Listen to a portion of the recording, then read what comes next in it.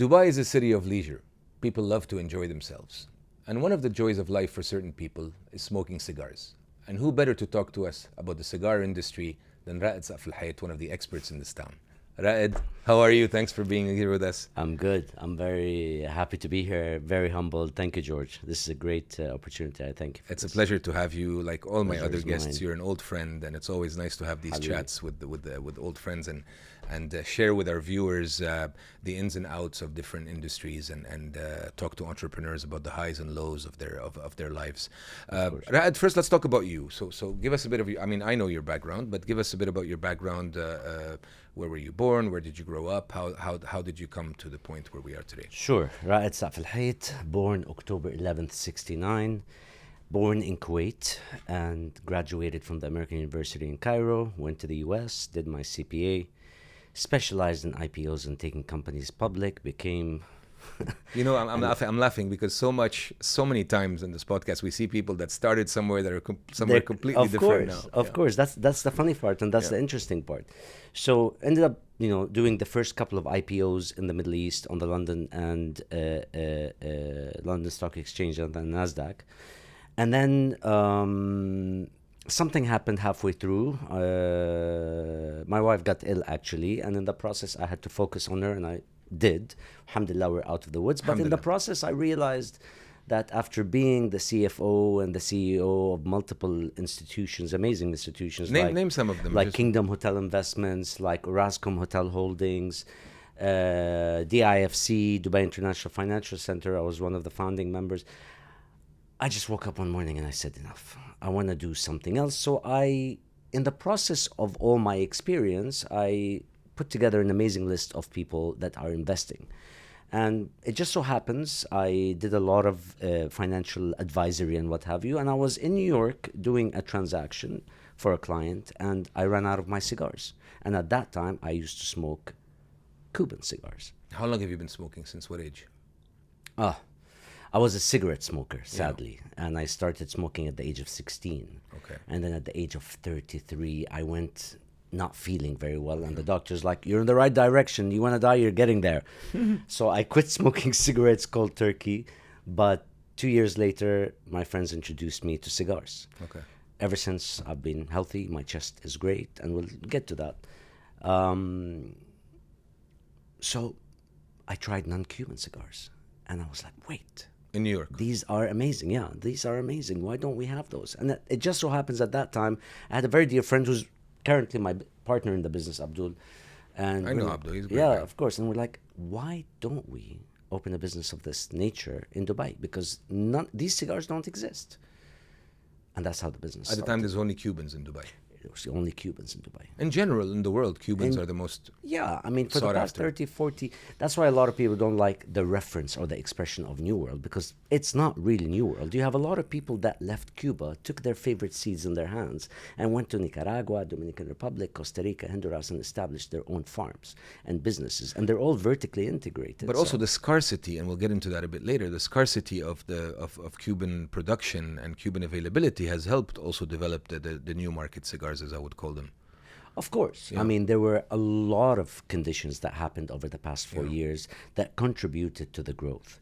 But it's a contribution. Had they not been amazing cigars by their own merits, they would not have reached where they are today. All right, so you're in New York, you try these Dominican cigars, you were saying, or Nicaraguan It cigars? was actually a Nicaraguan cigar. Nicaraguan cigars. By and AJ Fernandez. And you tell Abdo, why don't we do this? How long ago was that? That was in early 2017. Okay. What happens next? We decide to go through it. And at the time, people were like, are you crazy? That was the time when the UAE was implementing the excise tax. Yeah. You know what I mean? And all of a sudden, there's VAT, and all of a sudden, already there was 100% customs on tobacco. And then they applied another 100% of excise, and then there was the 5% VAT, and depending where you operated, there was the 7% municipality tax. So your cost was So the cost was crazy. People were like, you're crazy, you're getting into this. And we're like, no, we really believe in the quality. We really believe in the variety. And at that time, we were beginning to feel what's happening with the Cuban cigars in terms of the scarcity, as you mentioned, the prices, the quality issues that they have. And we decided, let's give it a shot. We started with 7 SKUs, and I remember very well because we started with 7 SKUs, and we had a Samsonite bag, and Abdul and I, we would go from one hotel to the other selling them cigars. Like, Would they buy? You know, they were confused at the beginning. They were like, wait, I mean, guys? some of them were, I went to sell them, they're like, wait, you're a client of mine, you come here, I see you, what, and now we're selling cigars. I'm like, yes. You were still doing your regular finance job? Oh, not at all. I stopped. stopped. I quit cold turkey. When is the moment when you said, I'm stopping that? That happened before because I was doing consulting. But the moment I got into this, I'm like, you know what? I really like Passionate it. I want to about it, give it my best. And we'll talk about passionate because it's not only about the passion. And I loved it. I decided I want to give it my best. Abdul, on the other hand, decided that he wanted to continue his day job. And I decided to just quit cold turkey. And, you know what they say, the biggest addiction you have in your life is not any substance you come across in your life. The biggest addiction you have in your life is that salary that goes into your bank account at the end of every month or at the beginning. And that's of the every toughest month. thing for entrepreneurs. And that's the who leave toughest the thing corporate because world. you spend the first 3 to 6 months waking up horrified in the morning. What have I done? Yeah. You look at your bank statements arriving and it looks like this. Yeah. And you're like, where am I going? I have a family, I have kids, etc. What have I done?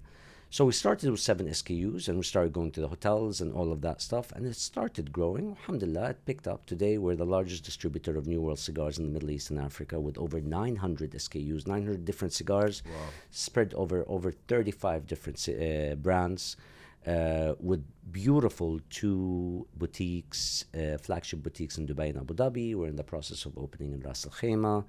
We do retail, wholesale, duty-free, And it's not such an old business. I remember going to see you in your first store in Habtoor City. Yes. It It's was still very, there. very It's small still store. there. It's very, still, and very the small. store at that time was 27 square meters, George. Yeah, I remember. It was a small Literally, store. at some point, every time we get a shipment, we're like, where are we putting this? Finally, they gave me the adjacent area. It was a kitchen, and I expanded it, so now the shop is 70 square meters. And I was thinking to myself at the time, I said, this guy, this big finance guy, used to be the CFO of the IFC and all these big companies, was doing deals in New York and IPOs, and now he's sitting in this shop, in this 27 square meter shop. What is he doing? Selling cigars. I feel like I'm going to see my grocery, but I said, he must really love it. Speaking of that, were you driven more by ambition or by rebellion? Rebellion against the system of this corporate world of over and over and over again, or was it just the ambition of, you know what, I just love this stuff and I want to sell this, or is it a mix of both? It's a combination of those. It's a combination of those. I had enough from corporate life. So there is a side of rebellion. Oh, yeah. There's definitely a side of rebellion where I had enough of corporate life. What did you hate about it? The politics. I really hated the politics. I couldn't deal with the politics. And as much as those people can be your friends and what have you, corporate life, by design, other people are taking advantage or are taking credit for your work. Yeah. And call me whatever you want to call me. I just couldn't deal with that. I reached a point where I was like, you know what? I know I can do better. I've done this transaction. I've done that transaction. I did this closing. I did this IPO. I raised this funding, etc., etc., etc. Yet you didn't go into that space and do your thing. You went into another space. No. Because I just felt that I wanted to do something that has much more longevity than something that I can pass on potentially for my daughters, something that establishes itself, and something that I see the potential in it in terms of growth and what have you. What's the one personal belief that you had to break in order to do this? Perhaps that you can live without a salary, perhaps that you... what comes to mind when I ask you that question? What people thought. Interesting. That's something that we Arabs have a lot. We're worried about what people think of us. Enta majnoon? Are you crazy? Starting from my dad, may he rest in peace, to a lot of people. You are the CFO of this. You are the COO of this. You've done this transaction. You've done that transaction.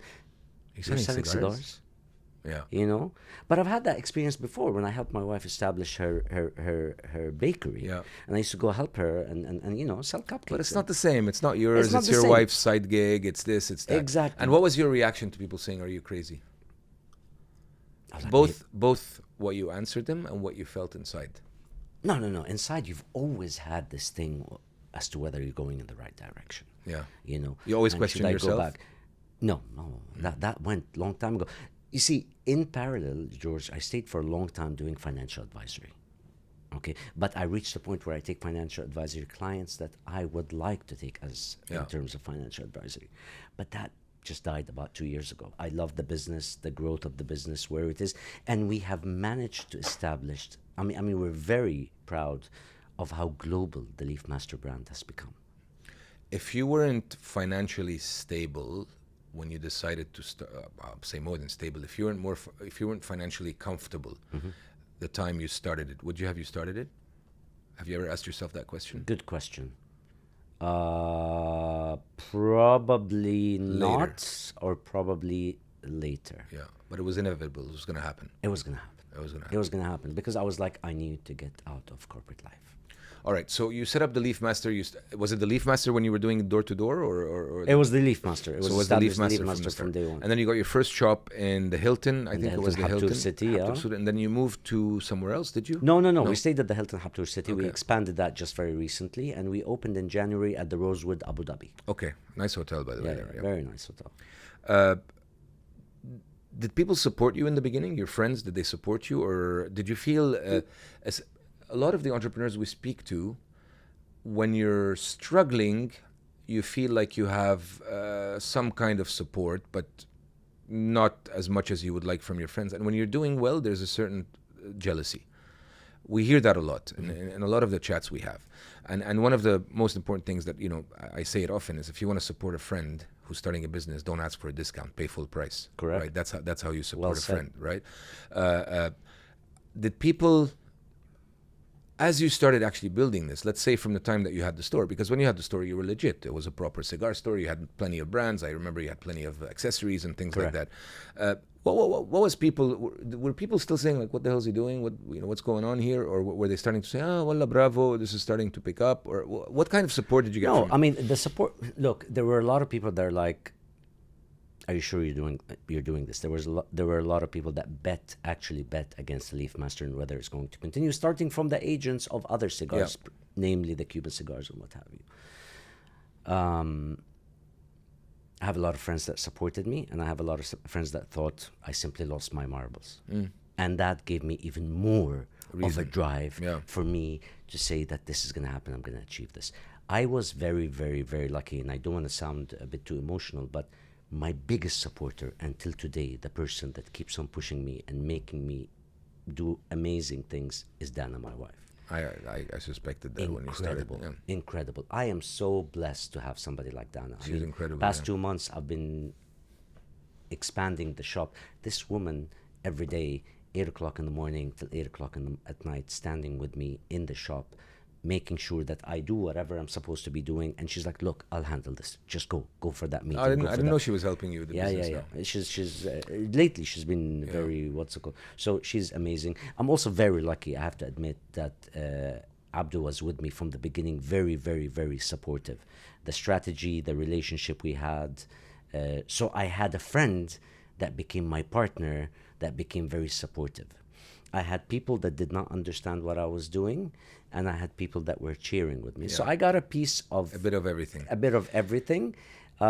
Were there, to go to the deep part of your question, were there disappointments? A lot. Yeah.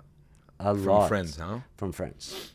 A lot. What would you say was the hardest operational challenge in such a regulated niche market?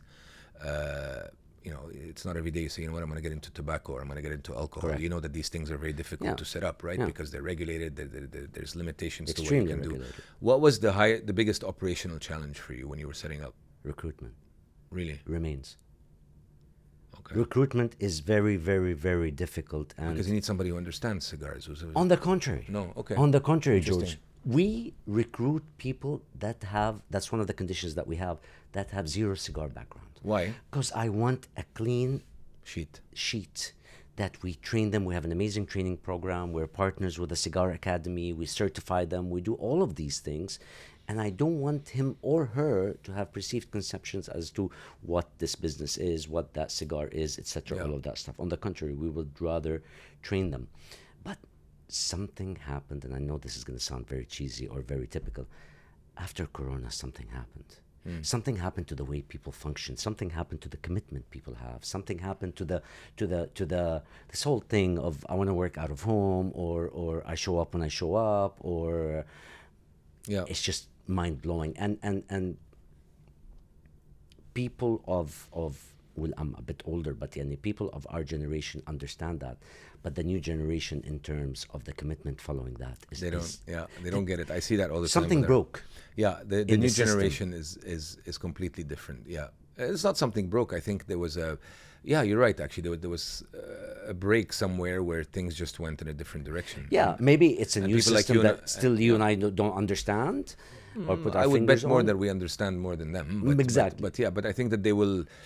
I think, look, thinking as an older man, like if you want, I would say, you know what, the day is going to come where they're going to realize that there's nothing but hard work that makes you succeed, right? And hard work is showing up in the office, showing up.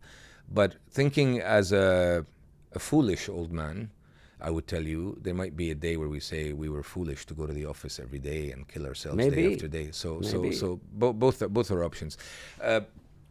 The question that I ask often, what was your most expensive mistake? This is real talk. So we want people to know that you can make mistakes that are expensive. Maybe you haven't had any, but knowing you're very, very cautious with your approaches. What's a mistake that made you pay a heavy price? Whether it's monetary or any other sort of price. There were many. Yeah. There were many. The mistake that I keep on letting, and this is me being very transparent, the mistake that I keep on doing is letting things get to me. And this is what kind of pisses me off about myself. Fortunately or unfortunately, I'm a person that's a believer that if I treat you right, automatically you should be treating me right. Reciprocate in attitude and in approach and all of these things. Unfortunately, the world does not function like that. So my biggest mistake, if you want to put it in a word or in a reference, is continuous disappointment in people. So let me tell you a funny anecdote. So when I was in university in Montreal, I was out with my best friend at the time, who was a Canadian guy. We were having a few drinks. After a few drinks, you know, at that age, you get into these really deep discussions, emotional discussions, and rebuilding the world. And I said, his name is Philip, and I said, Philip, what is my biggest fault? And he looked at me in the eyes. He said, it's very easy. I said, really? I thought I had no faults. Yeah. He says, you expect people to treat you the same way you treat them. Well, exactly. And he says, that's your biggest fault, because I've seen it with me, and I know how good of a friend am I to you. If you invite me out to a dinner that's $100 and I invite you to dinner that's $20, it's going to piss you off because you took me to a nicer dinner. It's not because of that I don't love you as much. It's just that I don't think that I have to do exactly what you did to me. I love you to death. I would take a bullet for you, but to me, that's not a natural thing to do, and I think we're very similar in that space. So Dubai moves fast. Trends move even faster. Yeah. How do you make sure that you're always up to date with the? Is there such thing as trends in cigars? I suppose there is. There's trends, and we're always make sure. Okay, so when the Leaf Master started, we were nobody. We started from zero. Today, we're a name that's known Dubai, UAE, GCC, Middle East, internationally, globally.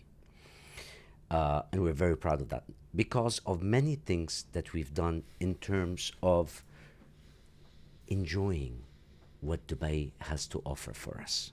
What does it have to offer? Oh my God, a lot of things. Look, I don't want to paint a rosy picture. Yeah. You said something very important earlier, which is how regulated our business is. And it continues to be regulated and even more. And laws keep on changing. And it's mind-boggling for me because it's an economy of tourism and service. So when an economy of tourism and service has such high, insane taxes on cigars, it's counterproductive. It just does not make sense. Okay? However, there are people that make these rules and regulations, and to each his own. But we have one of the best systems of duty-free and free zone areas. Yeah. Okay, insane. So excise-free, tax-free. Designated zone, you can store, you can put this excise-free, tax-free, custom-free, all of that stuff. There's a system. everything is online. My shipments come, I don't see them, I don't interact. The customs are phenomenal and efficient. I don't even have to go every time there's a shipment that goes there. Or what I do is I go with my team, we receive the shipment there and then to make sure everything is correct. It's very organized. It gives you a platform to operate on, so long as you appreciate and you operate within that platform. Yeah. You know what I mean? So that helped us. And there's a lot of, I mean, you see it today. There's so many brands, whether F&B, whether all of that stuff, that are coming out based on the Dubai name. Yeah. From Of chocolates to restaurants, to anything, drinks, to all of that stuff, and they're going global. It's a brand. It's become it's a brand. Yeah. It's a brand. Global brand. And that brand has supported us in people realizing this. But that, talk about other things that are challenges, that comes with a big price ticket. The big price it comes with is people's expectations become unrealistic and too high. We get that almost every. You operate in Dubai. You sell $100,000 a day. I'm going to send you 50 tons of cigars. I'm like, no. Take it easy, relax. Take it easy, relax. We are a country like any other country, where economy like any other economy. People, if this is for $100, they're not going to buy it. Yeah. It's very simple. So Yeah, the expectations about Dubai have become very high, and we were talking about it in another podcast. We become spoiled as well in terms of the clients here. I mean, their expectations of the quality of the product, the quality of the service, the quality of everything is just huge, and that's all that goes to what Dubai has built, and all kudos to them. We've been here for a long time, so we love it, obviously. So yeah, and that's why we're always ahead of the curve. There's so many things. We're now introducing AI into cigars. Really, design. Even in cigars, even AI. in cigars. Wow. I mean, you walk into our shop. There's 2 terminals. We Arabized one of them. It's a company that we found in the U.S. The most amazing AI engine that continuously searches within the internet. So you go in and you can choose a cigar based on flavor, based on brand, based on certain strong things you light, have in my certain, like I want this flavor, I want cocoa, I want chocolate, I want coffee, I want this kind of aroma. Interesting. And it looks within the 900 plus cigars that we have in the warehouse, and it tells you cigars that fit are 1, 2, 3. This is 85%, this is 92%, and this is 97%. Wow. It's amazing. Yeah, It's amazing. AI can do amazing things. Let's not get into that now because it's a whole podcast on its own. Exactly. What is one thing about the industry that people don't know? A secret about the industry that only insiders in the industry would know? It's so not easy. Not easy. You see, the problem with cigars is that everybody do not realize that I hate the word aficionado. There's no such thing as an aficionado. There's a apasionado, okay? Yeah. Because cigars you learn every day. Yeah. So I read about cigars every day and I still learn every day. It's not an easy business. And if you know how to smoke a cigar, that does not mean you can blend a cigar. That does not mean you can import a cigar. That does not mean you can produce a cigar. Yeah, of course. So you have people that, that's my hobby, I love it. Going to passion. Passion is the trigger. Passion is the spark. But what's the gas? You love what? You love to smoke it, you love to produce it, you love to smell it. What is it that you love? Yeah. Yeah, exactly. So you find people that, I'm going to get into this business. And I'm like, Isma minni, don't get into this business. And they're like, you just want the market for yourself. I'm like, no, it is not easy. I've been in it for 8 years now. Today it's getting even more difficult and even more difficult to get into this business. Are there more smokers or less smokers as time advances? More. Cigars? Yeah. More. I'm happy to say that there's a lot of people that are moving from the kinds of cigarettes. We don't encourage anybody to smoke, by no, the way. No. We don't encourage anybody to smoke. I don't encourage anybody to it's- smoke, and I'm not it's suggesting a passion and any it's of a it pleasure is for a healthy. lot of people to understand it. But the only difference is with cigars you don't inhale. Yeah. Okay. So if you don't inhale, you manage your dental hygiene. Okay. You're good. Because cigar is about tasting of the tobacco rather than inhaling of the tobacco. Yeah. Nice. So it de-stresses you. Let's talk about the future a bit, Ra'ed. We've talked about Ra'ed, the person. We've talked about the Leaf Master, how it came about. We've talked a bit about the operational challenges and the environment that it's in. So you told me that you started growing a bit into the UAE, regionally. You said the word globally even, which surprises me, 7 years in. Where do you see the Leaf Master being in 5 years? And really, where do you see it? Not what your dream is where do you see it being in 5 years from now? Is there a space for you to actually operate globally? Or do you have the bandwidth to operate globally, or maybe regionally, or what's the story? Okay, so our main area of operation has been the UAE. Yeah. Okay. We're tapping into other countries within the Gulf and the Middle East in terms of re-export and in terms of supporting, because the way we have positioned Dubai today, going back to what Dubai has to offer, is you have all brands, they have a distribution point in the US, they have a distribution point in Europe, and we are becoming their distribution point for Middle East, Africa, and Asia, you know? So And Asia as well, out of yeah, here. so that's a huge opportunity in terms Is of Asia a booming market at the moment with Oh, yeah. cigars? Yeah. Oh yeah, oh, yeah. Like with alcohol, like with the wines and a lot of things. everything that are, you know, high end. Yeah. Do you think that brand culture matters more than the product now? That means, let me explain myself. Would a siglo, well, that's a Cuban cigar, but I'm not. I'm not a big cigar expert. But would a siglo 6 be conceived to taste better than one of your Nicaraguan cigars because it's a siglo 6? Or is it some people yes and those who don't know what they're I talking tell my about? clients all the time that cigars are exactly like a bottle of wine. I can give you a bottle of wine for 10 euros. That's phenomenal. And I can give you a bottle of, I can use wine examples, right? Yeah, of course. And I can give you a bottle of wine that's for 300 euros and it'll taste like not good. Okay, cigars are very much the same. The fact that a cigar is more expensive does not mean it's better. Okay. Everybody has a certain palate that he has to identify, and that palate changes depending on what you're eating, what you're drinking, the time of the day, and your mood. I've had friends where I give them a cigar, smokes it, and it's like, this is the worst cigar I've ever had in my life. I'm like, okay. You give it to him the another second time. day, we're on the beach. I give him the same cigar, and all of a sudden, it's like, what is this? This is really good. Yeah. I'm like, it's the mood. It's the same cigar. Yeah. Interesting, huh? Yeah, What makes a cigar expensive, Ra'ed? Aging of the Aging? tobacco, Okay. the kind of tobacco, the kind of leaf. Scarcity, obviously. Yeah, branding. Like any other thing, there's a lot of marketing and branding and all those twists and what have you. Packaging, okay. Being a limited edition, for example. Year of a snake, year of the horse, year of all of that stuff. And the name. The name as well. Makes a difference. What's one business rule that you broke and that you were so glad that you broke? Can you think of one? Working with family. So Doesn't have to be bad. I was always against it. It doesn't have to be Just bad. like working with friends. I worked with two friends for a long time, as you know, and that went very well. Yeah. I mean, I tried it once, it didn't work. I tried it again, and it was beautiful because you learn from your mistakes. Working with friends and family is doable as long as the communication is beyond open. Yeah. Very, very, you're right. Communication is key for that situation. 100%. What would you tell the Ra'ed of 10 years ago when you were starting knowing what you know today? You should have started earlier. Really? I should have started earlier. Do you regret not starting earlier? Big time. Wow. Big time. I wish I started 10 years. You know, a funny story. I was with my wife in Bali and we saw this painting that was beautiful. And it was about, you know, a very Dali kind of, what's it called, smokers, smoking cigars. Yeah. And then after we bought it and we loved it and everything, she's like, you should get into cigars. I'm like, Majnouni, are you crazy? Who gets into the cigar business? Who makes money from cigars? I would have never thought that you can make money from cigars. That was 10 years before I even started. What I learned from my corporate life has been key to the success of my business in the cigar business. It was, you know, there's so many mistakes that I've seen, I've heard, I've learned. Starting from something as simple as your business is all about cash flow management. True. That's always the toughest thing. I always say it. The toughest thing to do in managing a business is managing your cash flow. Managing your cash flow. What do you want your legacy to be?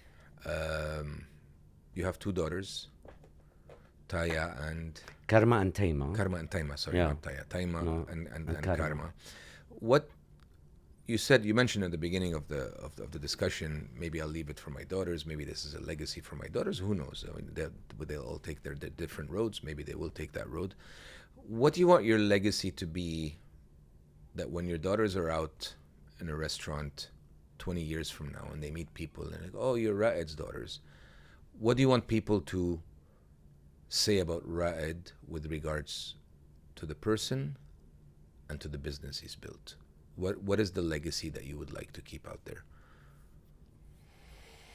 It's not an easy question. It's not an easy question. A straightforward question. Karma's in her third year at NYU studying real estate. Taima is in her first year in U Miami studying business administration and AI.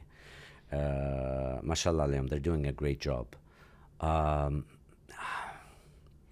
Look, in this world and what's happening, without getting into details, you know exactly what I mean.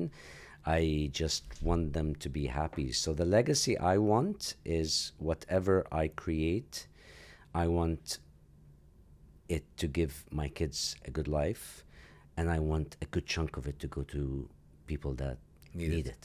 Wow, very interesting and very unselfish of you. I'm going to finish with this question. What's one unfiltered thing that about building a brand in Dubai that people don't know? What were the biggest challenges? You're surrounded by assholes. Well, that's pretty unfiltered. Yeah. That's pretty unfiltered. I mean, you wanted something unfiltered Yeah. because people have the tendency to copy.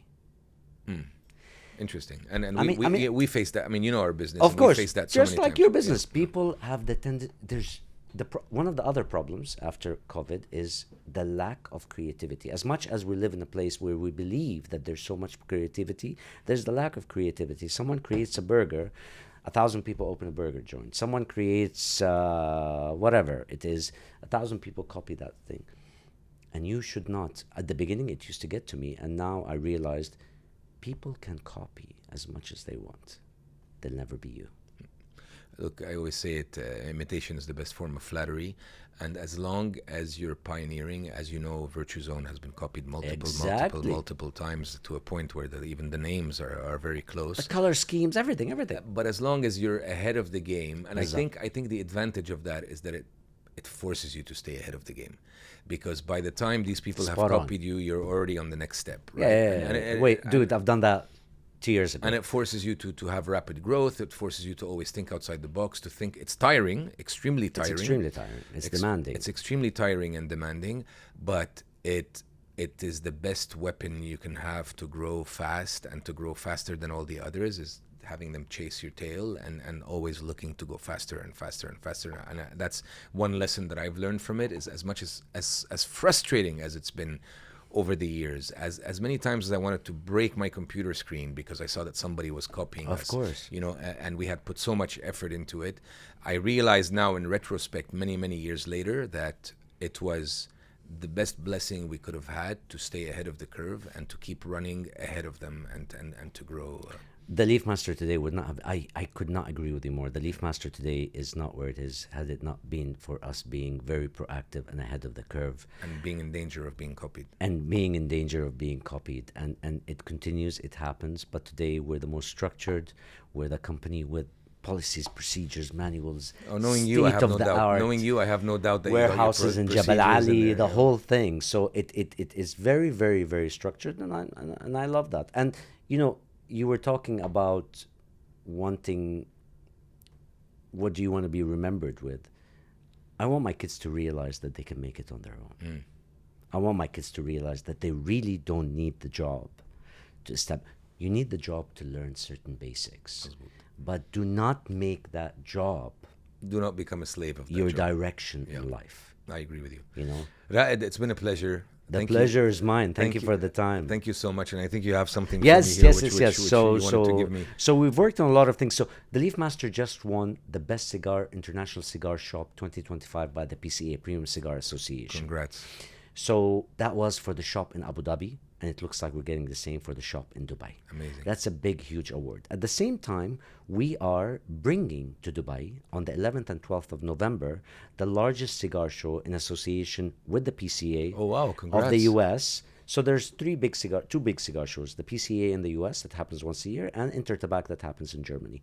And now we're starting the Dubai show, Dubai the one. World Cigar Show, in association with Quartz. That's amazing. I look forward to that. I'll come by and see it. And this is an amazing. Is that for all cigars or only New World cigars? No. This year it's for New World Cigars. Okay. As it grows, other things can be added into it. Okay.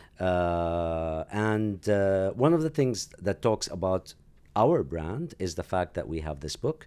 There's a very famous writer, luxury writer, Aaron Sigmund. He's done a lot of books with many publications, publication houses, and he looked into the world of cigars and decided there are 5 shops in the world that I would like to work on my latest book, which focuses foremost on New World cigars. And we were one of them. Wow. We were one of them, and he gave us the right to design the book.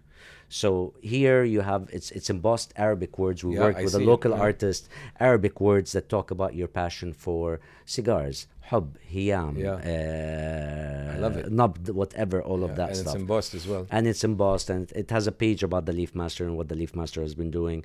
So this is just a little something that I wanted to give to you. And you know. Thank you, Ra'ed. Ra'ed, thank you for sharing your story. I really appreciate it. And I know we're friends, and we've been friends for a long time. But I love the fact that you were unfiltered and you were able to give our viewers insights on this world. Sometimes taboo world, let's call it that way. But Yes. I'm happy that you were able to share that. We hope that you enjoyed it, and we'll see you next time. Thank you.